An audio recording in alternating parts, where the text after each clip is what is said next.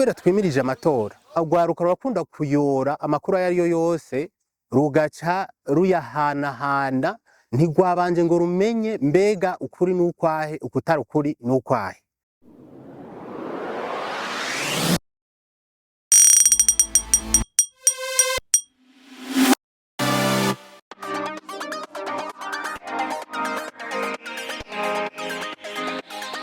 Nitwa Gilbert Niyongabire, nije ndongoye nkongera nkaseruka imbere y'amategeko ishirahamwe Kweberefi risanzwe rikorana hanini n'urwaruka mu vyo guteza imbere ururimi rw'igifaransa n'indi migambi itandukanye. Uyu mugambi si indoto.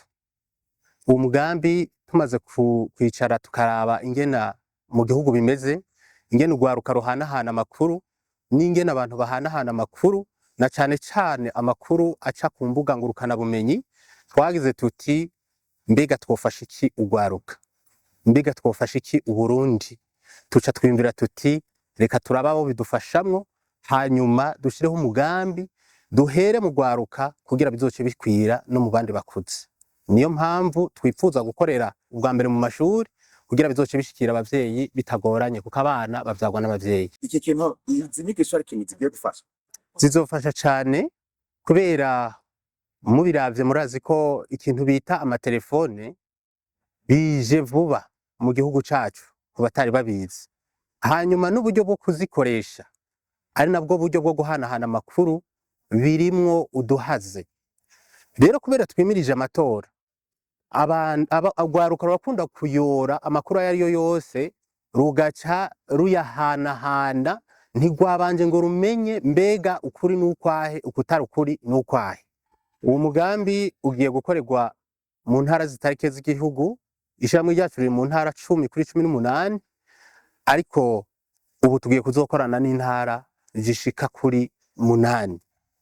Aho rero tuzoshobora gushika ku mashuri ashika 100 yo ngaha mu gihugu.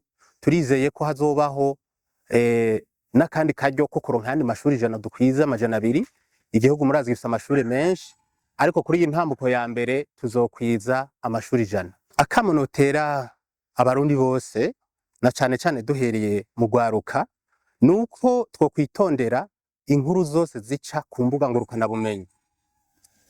Ko turinze turiko turavuga imbuga ngurukana bumenyi ari nazo zicako amakuru, tubwirijwe nk'ubu tugiye kwinjira mu matora kumenya inkuru yo niyahe, inkuru itari yo niyahe, ico ndekuriwe gutanga ku bandi n'icahe, ico ntarekuriwe gutanga n'icahe.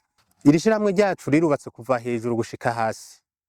Twebwe naho twoshaka gukwira amashuri y'igihugu yose twoshikayo, ikiba kihaze kiba ari uburyo.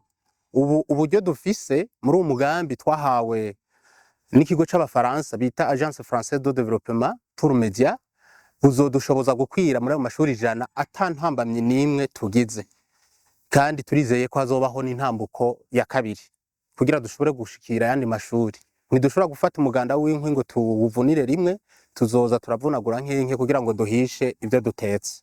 Mu gushira mu ngiro ico bita umugambi, hama hariho kuraba iyo inzira ya mbere yanse ingene inzira ya kabiri nayo yokunda. Twaramaze kubitegura, twebwe ivyo dukora tugenda buke buke, ariko tuba tuzi ko tutaza kuyoberwa. Inzira ya kabiri irateguye n'inzira ya mbere yanka. Nta kintu na kimwe cotuma bitaba, kuko ivyo dukora tubikora turi kumwe ubwa mbere na leta, kuko iri shirahamwe twarasiniranye amasezerano na leta biciye mu bushikiranganje bw'indero yo gukorana nabwo mu mashuri.